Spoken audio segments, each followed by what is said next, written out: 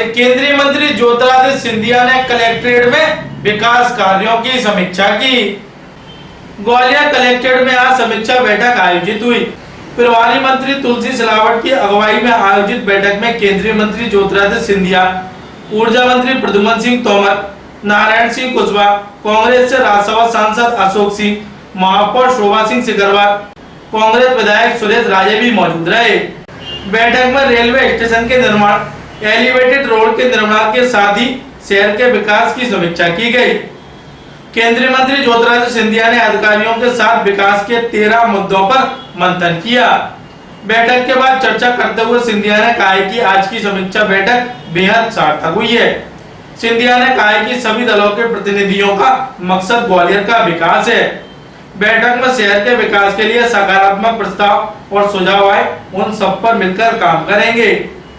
Gwalior railway station project को सिंधिया ने महत्वपूर्ण बताते हुए कहा कि स्टेशन के लिए जन प्रतिनिधियों ने पार्किंग और दिव्यांगों की सुविधा के लिए सुझाव दिया है। ग्रीनफील्ड एक्सप्रेस 4500 करोड़ रुपए का प्रोजेक्ट है। ग्रीन एक्सप्रेस वे 6 लेन बनेगा। इसके बनने के बाद आगरा से ग्वालियर का सफर 50 मिनट में पूरा होगा।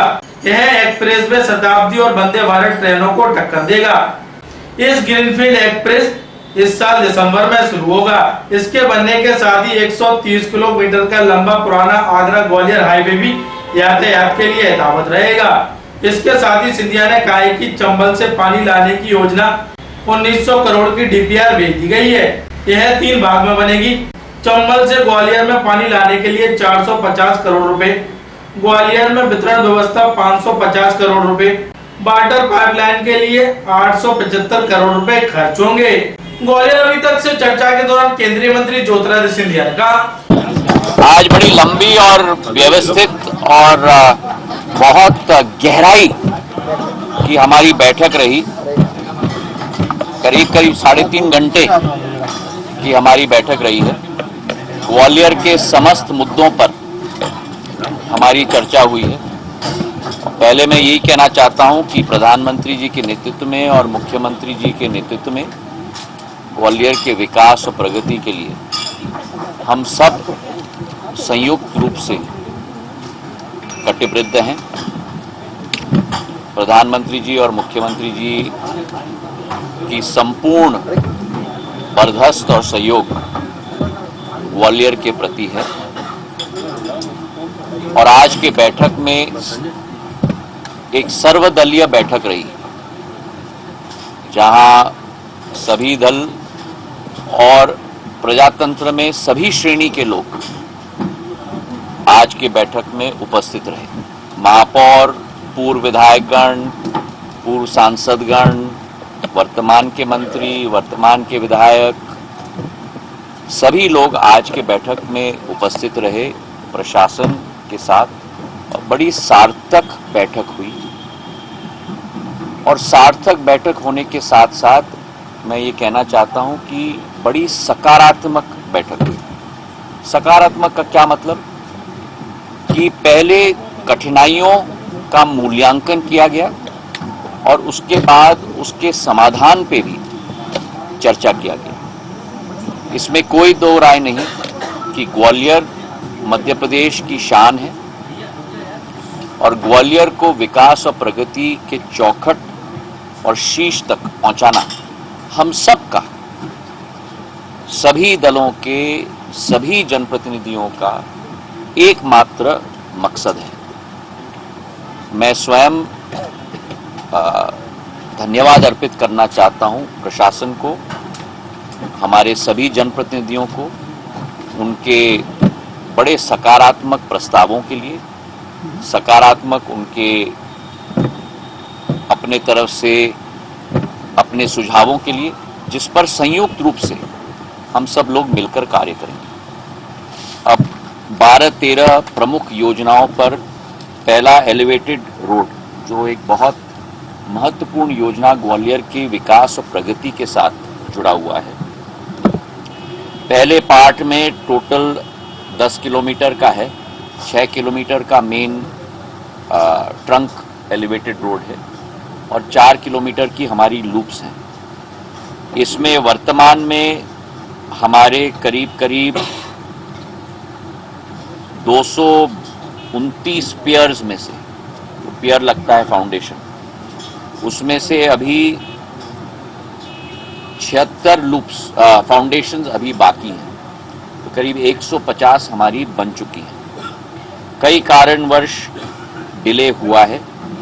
ये प्रोजेक्ट जून 2022 में स्वीकृत किया गया था और अगस्त 2025 तक समाप्त होना था पहला भाग, और अब अनुमान है कि ये अक्टूबर 2026 तक संपूर्ण होगा, तो आज से 1 साल ज़्यादा लगेगा। मैंने निवेदन किया है कि इसका पुराने तरीके से जब मैं समीक्षा करता था, हर पियर का अलग टाइमलाइन मैंने बनवाया था, और वैसे ही ये जो बचे हैं 76 हमारे पियर्स, इसका डिटेल टाइमलाइन बने और सभी जनप्रतिनिधियों को सर्कुलेट किया जाए। और मैं चाहूँगा कि आप लोगों को भी एक प्रतिलिपि दी जाए, ताकि आप लोग भी पहरेदार के रूप में जो डेडलाइन दिया गया है उसकी समीक्षा आप लोग भी कर पाओ, तभी काम संभव हो पाता है।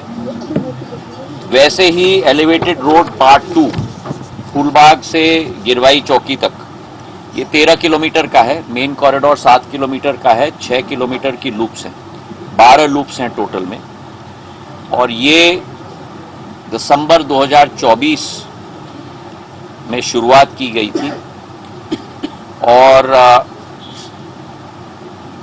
नवंबर 2027 तक ये पूर्ण होगी। इस पर भी मैंने कहा है 18% कार्य हुआ है इसमें, और इस पे भी मैंने कहा है कि 440 हमारे पियर्स हैं, तो एक एक का टाइमलाइन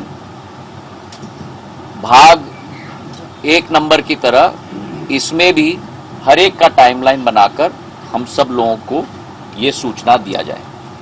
तो ये रहा एलिवेटेड रोड पार्ट 1 और पार्ट 2 की, ये 1400 करोड़ रुपए की योजना है, जो किसी भी शहर को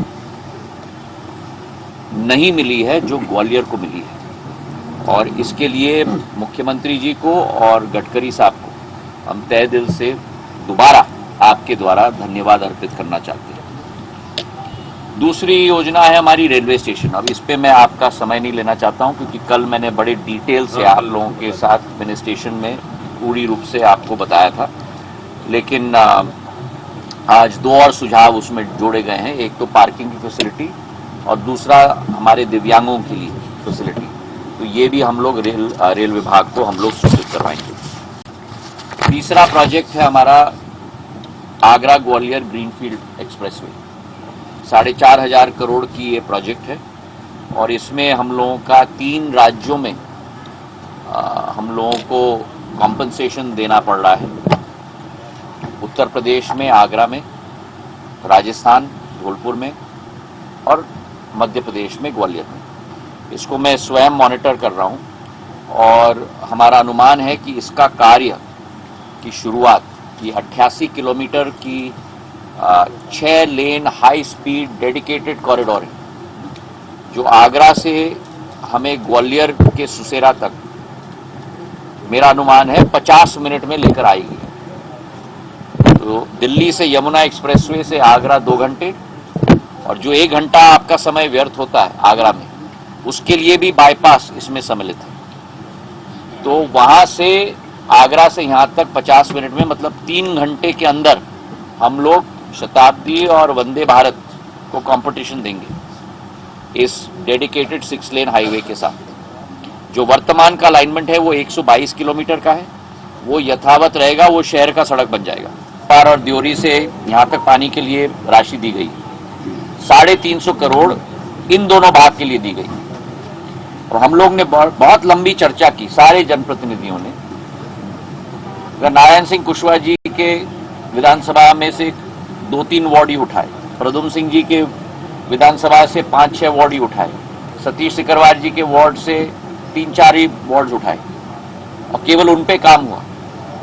तो इनकी कुछ जनता लाभान्वित होगी, बाकी जनता वैसी की तैसी रह जाएगी। तो सामूहिक निर्णय यहाँ लिया गया है कि चाहे ये 60 वार्ड्स हो और चाहे ये नए वाले 6 या 7 वार्ड्स हो, इन पर हम लोगों को कार्य तभी शुरू होना चाहिए जब पूरी फंडिंग उस भाग के लिए हमें